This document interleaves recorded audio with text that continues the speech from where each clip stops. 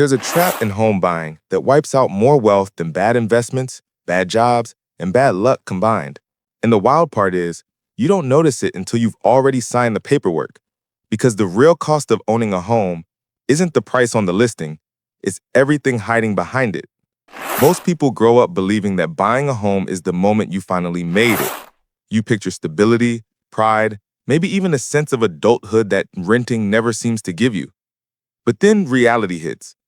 The mortgage payment is bigger than you expected, the fees keep showing up out of nowhere, and the math feels suspiciously worse than what everyone promised you. And if you've ever looked at your statement and wondered why your balance barely moves, even after years of payments, you're not imagining it. The deck is built that way. My name is Alex, and I spend an unhealthy amount of time digging into the numbers behind the decisions everyone else makes on autopilot. If this helps you stay sharp, consider sticking around. So here's the uncomfortable question nobody asks. What if home ownership isn't the financial milestone it's marketed to be? Today we're breaking down the hidden mechanics that quietly drain homeowners for decades, and why understanding them could save you a fortune. Number 1, the real cost trap. Most people think buying a home is like buying a $400,000 product and paying it off slowly. But that's not what's happening at all. What you're really doing is signing up for a decades-long financial machine that extracts money from you in ways almost nobody calculates correctly. And the shock comes when you finally look past the listing price and see the full picture hiding underneath it. A 30-year mortgage is not a payment plan. It's a wealth transfer system, engineered with precision. On paper, the bank lends you $400,000. In reality, you'll pay them $958,000 back. That's $558,000 purely in interest, money that doesn't build equity, doesn't increase your net worth, and doesn't improve your home. It simply disappears into the lender's bottom line. Add closing costs, property taxes, insurance, and the quiet bleed of annual maintenance, and your $400,000 home quietly transforms into a $1.2 to $1.5 million financial commitment. And here's the detail that stings the most. The first decade of payments barely touches the principal. Your earliest mortgage checks are structured to pay almost entirely interest. On a typical 7% mortgage, your first payment might look like progress, but it's not. You're paying roughly $2,333 in interest and only $328 toward the actual loan. It takes 23 years before your payment finally flips and starts reducing the debt faster than it pays the lender. This isn't an accident, it's design. When you focus only on the listing price and monthly payment, you miss the real financial engine running behind the scenes. And until you confront the true long-term cost, the mortgage feels like progress, when in reality, it's the slowest wealth-building path most people will ever choose. Number 2, the hidden fee trap. Even if you somehow made peace with the interest bill, the mortgage has another layer of wealth extraction that works quietly in the background. Fees. And not the obvious ones. I'm talking about the buried, blended, disguised charges that turn a good deal into a long-term money leak without you ever noticing. Banks understand one thing very well. People shop by monthly payment, not by total cost. And that psychological blind spot is exactly where the hidden fee trap does its damage. Start with closing costs. On a $400,000 home, you're looking at $8,000 to $20,000 before you even move in. Loan origination fees, appraisal fees, attorney fees, title insurance, recording charges, each one small enough to feel harmless, but together they quietly stack into a down payment of their own. Then come the lender add-ons, processing fees, underwriting fees, flood certification, wire fees, tax service fees, and sometimes prepayment penalties baked subtly into the paperwork. Individually, every fee feels justified. Collectively, they drain tens of thousands over the life of the loan. And the biggest trick is hidden in the APR. That's the number banks hope you don't understand. The interest rate is what gets advertised. The APR is what you actually pay once fees are included. A 7% loan with an APR of 7.8%, Doesn't sound like a big difference until you run the math. That extra 0.8% can cost you $40,000 to $120,000 over 30 years. Builder incentives add another illusion. Cash back, appliance credits, closing cost assistance. They look like bonuses, but they're usually offset by higher interest rates or inflated prices baked into the contract. The truth is simple. The home buying system hides cost because transparency would kill demand. And as long as buyers pay attention to the monthly payment instead of the long-term price, lenders will keep extracting wealth quietly, one fee at a time. Number 3, the opportunity cost trap. This is the trap almost nobody sees, not because it's complicated, but because it's invisible. You feel the mortgage bill, you see the interest, you notice the repairs, but what you never feel is the money you didn't make. And that invisible loss is often the biggest one. Here's the math that flips the entire homeownership story upside down. Take the same $400,000 house with an $80,000 down payment. Add the monthly mortgage of $2,661. Compare that to renting a similar place for $2,000. Most people stop the calculation right there, assuming the $661 difference is the cost of building equity. But if you invest the down payment plus that monthly difference into a simple S&P 500 index fund earning 10% annually, something wild happens. After 30 years, that renter-investor ends up with roughly $2.18 million in liquid, accessible wealth. No repairs, no property taxes, no insurance surprises, just clean compounding returns. Meanwhile, what does the homeowner get? A paid-off property worth maybe $800,000 to $1 million after appreciation, but only after spending $958,000 in mortgage payments, plus taxes and maintenance that push the real total to $1.3 to $1.5 million. Strip out the costs, and the homeowner's true net gain is often around $142,000. That means the investor ends up roughly $2.4 million ahead, not because they worked harder or lived cheaper, just because they didn't lock their capital inside a slow-growing, illiquid asset for 3 decades. Opportunity cost doesn't show up on any mortgage statement, but it is the force that determines who becomes financially independent and who ends up house rich but cash poor. Number 4, the equity illusion trap. Equity sounds comforting. It feels like progress. You make your mortgage payment, you watch your balance drop by a few $100s, and you tell yourself you're building wealth. But here's the uncomfortable truth. Most equity isn't wealth. It's trapped value, locked away in an asset that grows slowly, can't pay your bills, and only becomes useful if you sell or take on more debt. And that's why it's one of the most misunderstood financial illusions of the last century. Start with appreciation. The average home in America grows about 3% per year. The stock market grows about 10% per year. That's a 7% gap every year for decades.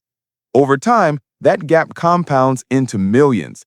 Yet homeowners believe they're getting ahead simply because their property value drifts upward. But the truth is that equity grows slower, earns nothing, and doesn't compound like a real investment. Now look at access. The only way to use equity is to sell your home, paying 6 to 8% in realtor fees, moving costs, and possibly capital gains taxes, or to borrow against it through a HELOC or refinance. Both options add more debt. Both options cost money. And both options destroy the idea that equity is a savings account. It isn't. It's locked value with strings attached.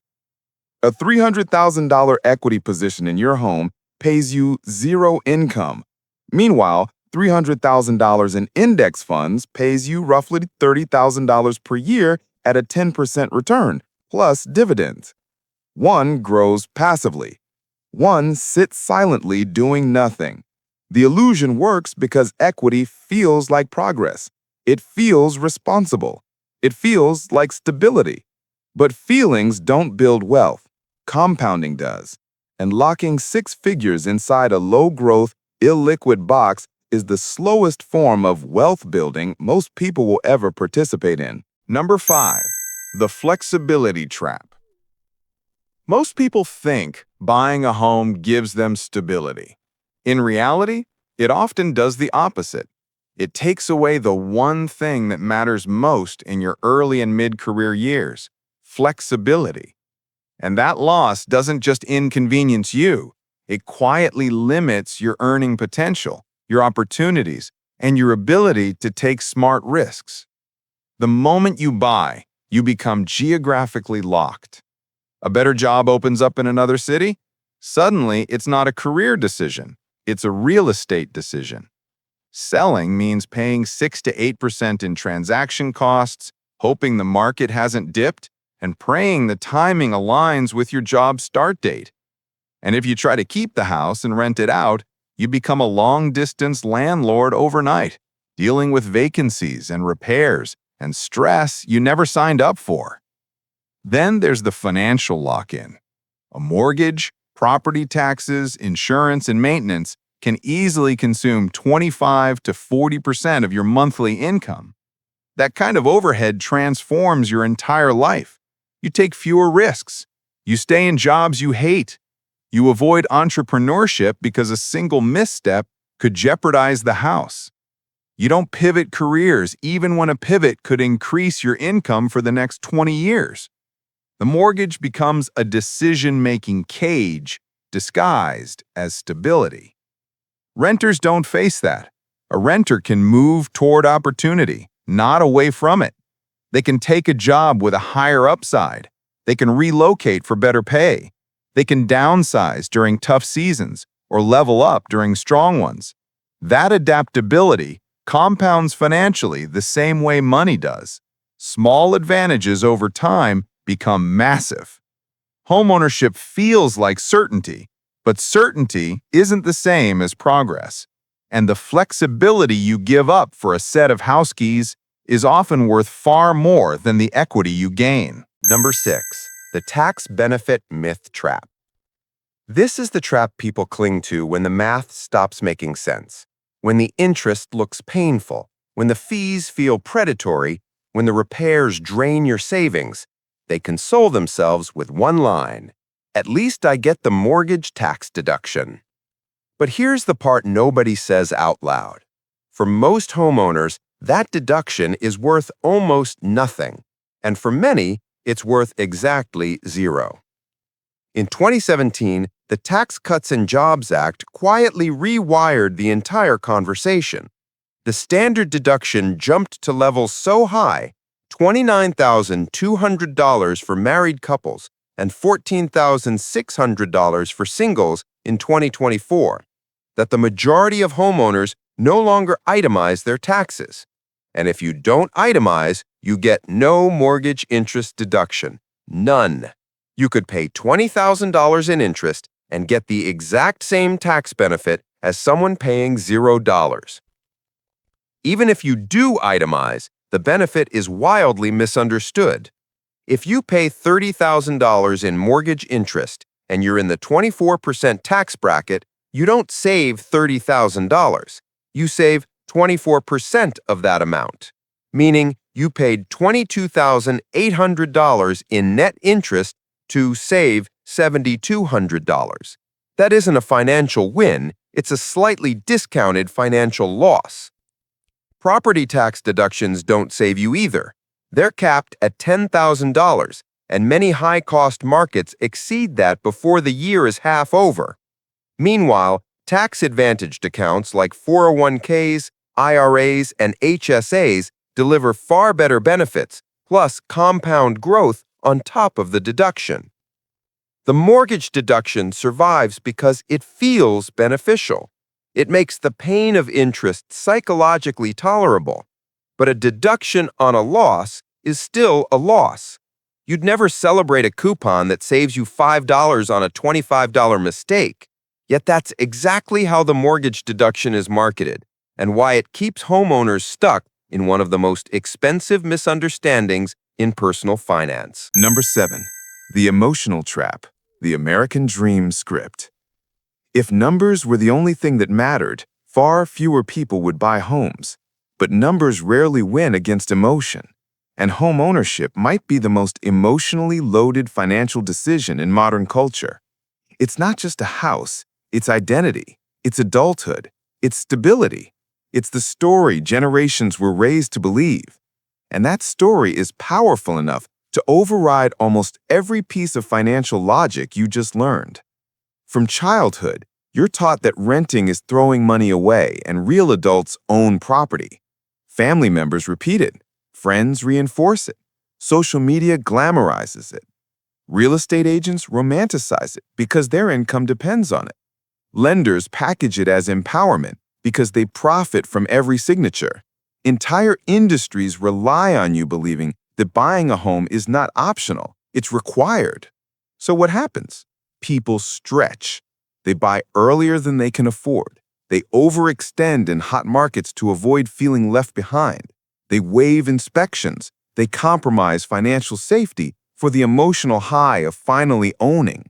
And once the paperwork is signed, the emotional investment becomes even deeper. Buyers defend the decision because admitting the math is unfavorable feels like admitting they made a mistake. And no one wants to admit that the most celebrated milestone of their life might also be a long-term financial drag. But the emotional trap doesn't just nudge you into buying. It blinds you afterward. You ignore the slow equity growth. You justify the repairs.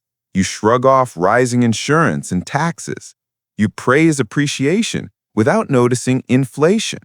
You celebrate building wealth, even as your liquid net worth shrinks.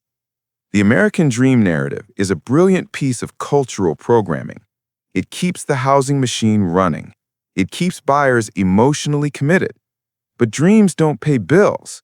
And when emotion replaces analysis, the price you pay is almost always measured in decades of lost financial potential. Number 8. When homeownership actually makes sense. Here's the part people often misunderstand. I'm not anti-homeownership. I'm anti-sleepwalking into the biggest financial commitment of your life without understanding the math. There are situations where buying a home is smart, but they're far narrower than most people believe.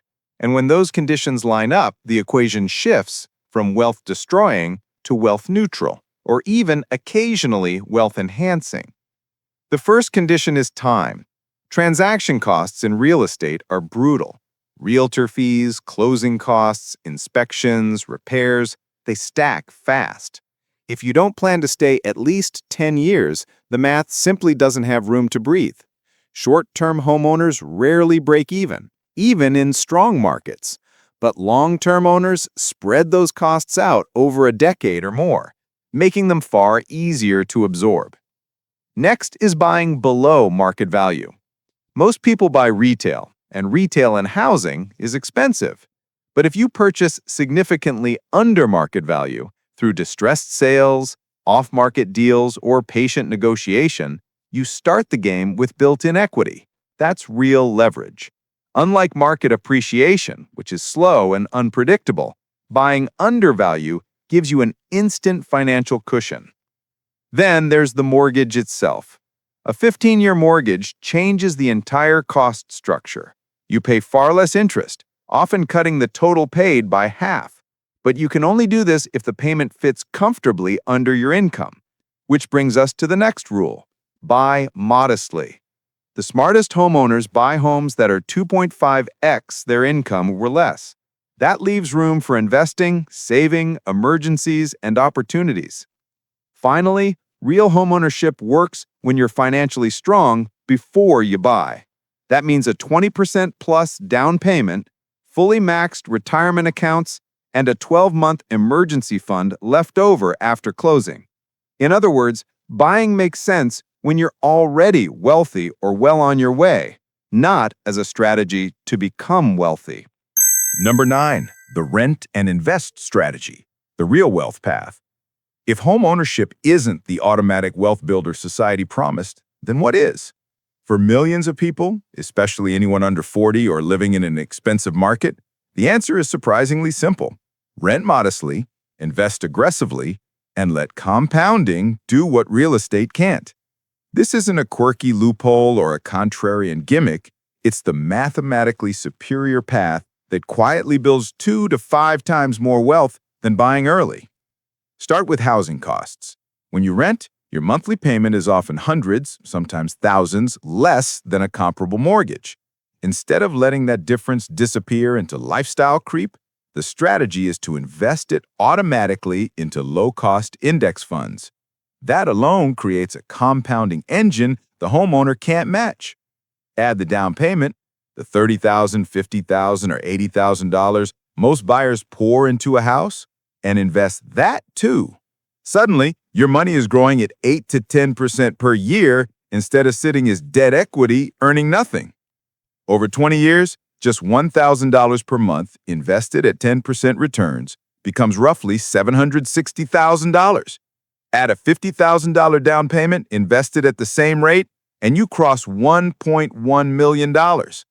Meanwhile, the homeowner might have $300 to $400K in equity, but only after paying $600,000 in interest, taxes, and maintenance. Net outcome? Many homeowners end up with less wealth than they started with once you strip away the illusions. But beyond the math, renters win on flexibility. They can move for higher-paying jobs, pivot careers, downsize during recessions, upgrade during opportunities, and keep their capital liquid for investments or emergencies. That adaptability compounds financially just like money does. Small advantages, multiplied over time, become a gap most homeowners can't catch. The rent and invest strategy doesn't mean never buy. It means build wealth first, then buy from a position of strength, not sacrifice. Number 10. The industry incentive trap. Why you're not supposed to know any of this.